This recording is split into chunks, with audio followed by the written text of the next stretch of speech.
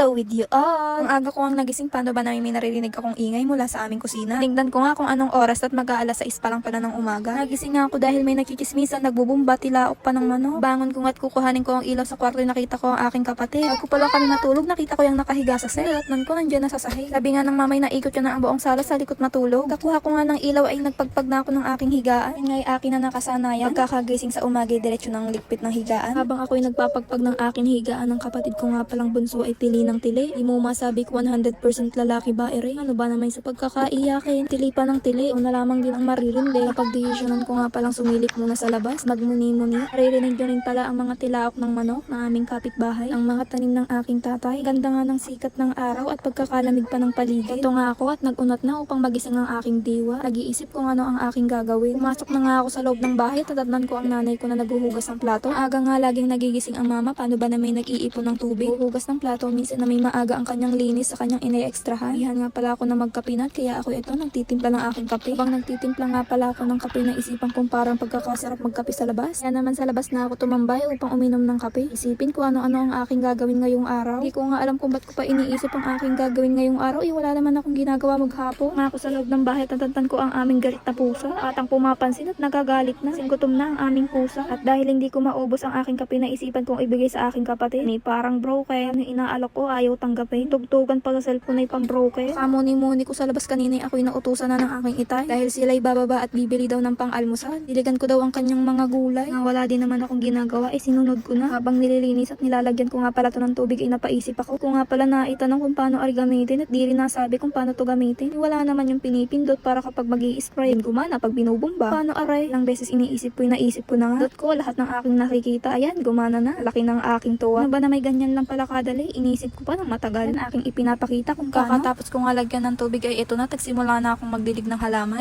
Mga gulay pala ng papa. Pag nagdidilig nga pala ako'y kinakausap ko sila. Sabi ko'y magsasabi sa akin kapag nalulunod na. Klaseng ako'y sasagutin ng mga arenyo bang habang ako'y nagdidilig. Iniisip ko nga ang aking pagbablog. Ano ba na may ako'y mahihiyain pero ito ang sinusubok kong gawin. Akala ko nga rin ay madali ang mag-edit ng mga vlog-vlog. Hindi lang pala edit ang iisipin mo, pati ang pag-voice over mo dito. Paisip ko nga may dumaan ng baka sa likod ko. Ganda nga magsugo ng baka dito, paano yung madaming damo sa paligid. Ina nga lang at patapos na ako sa aking didiligin. Kaya ayan ako'y maghihilamos na habang wala pa ang mga mama. Nihintay ko nga sila at ako'y gutom na at nasa kanila ang aming almusal. Kung nga ay nagpapabili at sinabi din nila na bibili din daw sila. Habang sila hinihintay nga namin, ako'y nagsunblock muna sa mukha. Ako nga pala nagre-rejuve kaya kailangan araw-araw akong magsasunblock. Nakakaitim kasi ng mukha kapag hindi ka nagsunblock. Kapag naging habit mo na, araw-araw mo nang ang gagawin. Minsan nga lang din ako magsuklay ng buhok ko. Paano ang haba na at maganit-ganit pa yung dulo. Kanting pasaday pinupuyod ko na. Sana.